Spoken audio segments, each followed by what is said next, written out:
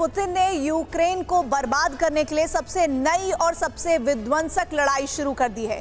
इस युद्ध का नाम है जल युद्ध। रूस अब यूक्रेन पर अंडर वाटर ड्रोन अटैक कर रहा है, यानी पानी के अंदर से हमला। ये वॉर स्ट्रैटेजी है जिसका इस्तेमाल ज़ेलेंस्की सेना रूस के खिलाफ कई बार कर चुकी है, लेकिन अब पुतिन की बारी है। इससे पहले कि यूक्रेन को पश्चिमी देशों से लॉन्ग रेंज वेपन मिले, पुतिन जंग खत्म कर देना चाहते हैं और यही वजह है कि पुतिन पलटन ने पानी के अंदर से हमला कर उस सप्लाई रूट को तबाह कर दिया है जिससे यूक्रेनी फोर्स को हथियार भेजे जाते थे।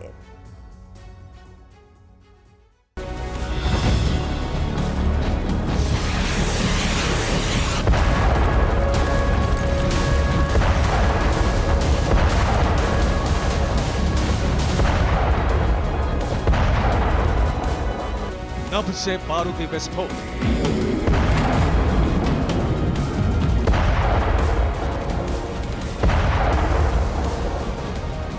हल से चोट,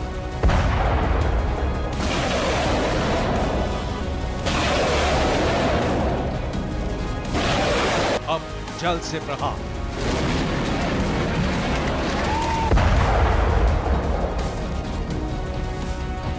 यूक्रेन पर पुतिन का जल अटैक शुरू हो चुका है।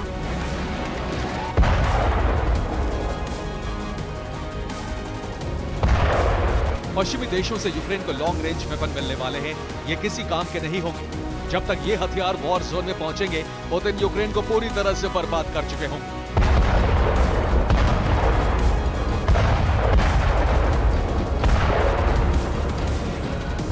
पुतिन की मंशा बहुत ही खतरनाक है। रूस को हर हाल में जीत चाहिए। इसके लिए रूसी फौज किसी भी हद तक जाने को तैयार है। यूक्रेन को लंबी दूरी तक मार करने वाले हथियार मिल जाएंगे तो युद्ध और लंबा खिंच सकता है। पुतिन ये हरगिज नहीं चाहते, इसलिए यूक्रेन पर जल, थल और नभ तीनों फ्रंट से जोरदार हमले कर रहे हैं।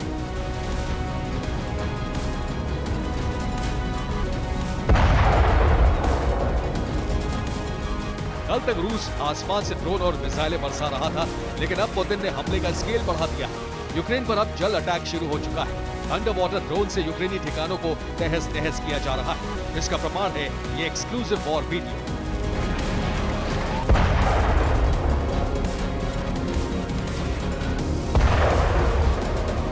शुक्रवार को पुतिन सेना ने ओडेसा में जकोटा ब्रिज को अंडर वाटर ड्रोन से इस तरह उड़ा दिया।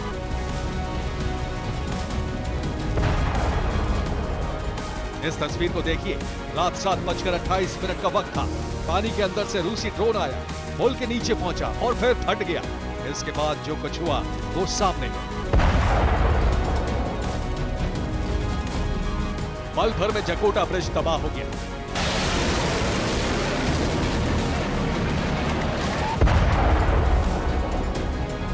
सवाल यह है कि पुतिन ने जकोटा ब्रिज को क्यों उड़ाया? रूस को इस ब्रिज को उड़ाने से क्या फायदा होने वाला और साथ ही क्या इस ब्रिज अटैक से यूक्रेन की इस युद्ध में कमर टूट जाएगी?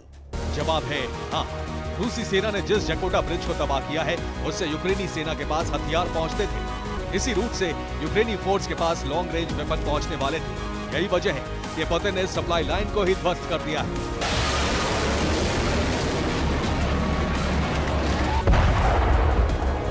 ये पहली बार है जब रूस ने अंडर वाटर ड्रोन से यूक्रेन की सप्लाई लाइन को ध्वस्त किया है।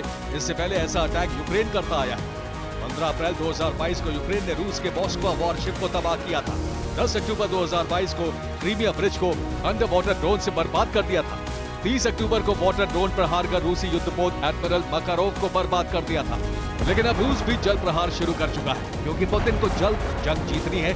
इसलिए वो यूक्रेन पर चौतरफा बारूदी बारिश कर रहे हैं। पुतिन ने सिर्फ यूक्रेन के हथियार सप्लाई रूट को ही नहीं काटा, बल्कि उसके बड़े आर्म्स डिपो को भी चारों तरफ से घेर लिया है। सोलेदर और बाखमुत पर कब्जा जमाने के बाद रूस ने सिवर्स्क को चारों तरफ से घेर लिया है। ये वही सिवर्स्क है जहां यूक्रेन का बड़ा आर्म्स डिपो है। यानी अब यूक्रेनी फोर्स को हथियार सप्लाई होने में बहुत दिक्कतें आएंगी।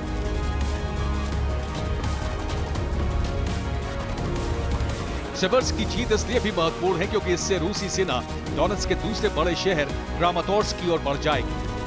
टेरिटोरियल डिफेंस हेडक्वार्टर क्रामाटोर्स्क के डोनेट्स्क में पड़ता है और अगर क्रामाटोर्स्क को रूस जीत लेता है तो ये जानकारी मिलती है कि पश्चिम में नीपर नदी की ओर बढ़ना रूस के लिए आसान हो जाएगा। यही वजह है कि लुहांस्क और डोनेट्स्क में रूस ने हमले बहुत तेज कर दिए हैं। रूसी फौज लुहांस्क और डोनेट्स्क पर कंट्रोल करते हुए नीपर तक पहुंचना चाहती है। यही वजह है कि रूस एक एक कर डोनेट्स्क के सभी बड़े शहरों पर कब्जा करता जा रहा है। पुतिन का मिशन पॉसिबल हो सके, इसके लिए रूसी सेना यूक्रेन को मिसाइलों से पाट रही है। शुक्रवार को यूक्रेन के शहरों पर 71 मिसाइलें दाग दी। ये सिलसिला अब भी जारी है। ऐसा लग रहा है कि यूक्रेन हार के मुहाने पर खड़ा है। Bureau report, TV9 Bharat.